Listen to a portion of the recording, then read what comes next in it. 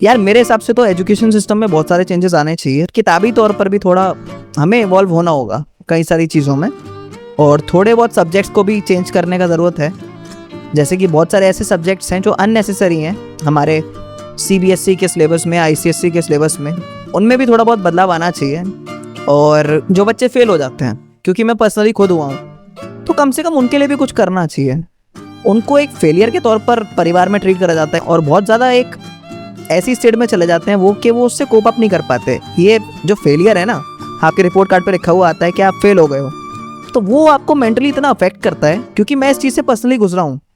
जब मेरे पापा की डेथ हुई तो मैं अपने फाइनल टर्म के एग्ज़ाम्स नहीं दे पाया था और उसकी वजह से मैं क्लास 3rd में फ़ेल हो गया।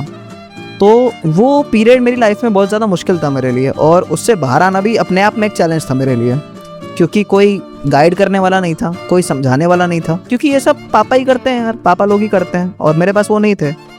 बट थैंकफुली मेरे घर में ऐसे बहुत सारे लोग थे जिन्होंने मुझे समझाया, संभाला। मेरे चाचू थे और मोस्ट इम्पॉर्टेंटली मेरी मम्मी थी, जिन्होंने मुझे समझाया कि यार रिजल्ट कभी तुम्हारा फ्यूचर डिसाइड नहीं करता। कोई भी एक कागज़ का पन्ना कभी तुम्हारा फ्यूचर डिसाइड नहीं कर सकता।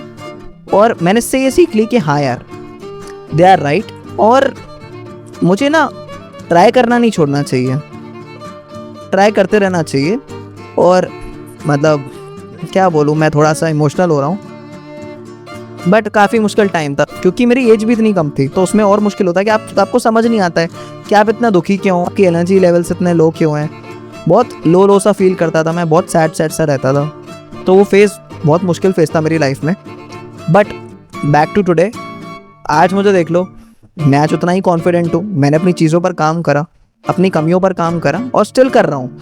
मैं अभी भी एक लर्नर मानता हूँ खुद को, और मैं हर दिन कुछ ना कुछ सीखता हूँ, और किसी ना किसी से सीखता हूँ। और सीखने की कोई उम्र नहीं होती यार, ये याद रखो। और आप किसी भी इंसान से, आप एक बच्चे से भी सीख सकते हो, तो ये याद रखना बहुत ज़रूरी है। ऑब्जर्वेशन ज़िंदगी में बहुत ज़रूरी है, और सीख लेना बहुत ज़रूरी है अपनी गलतियों से।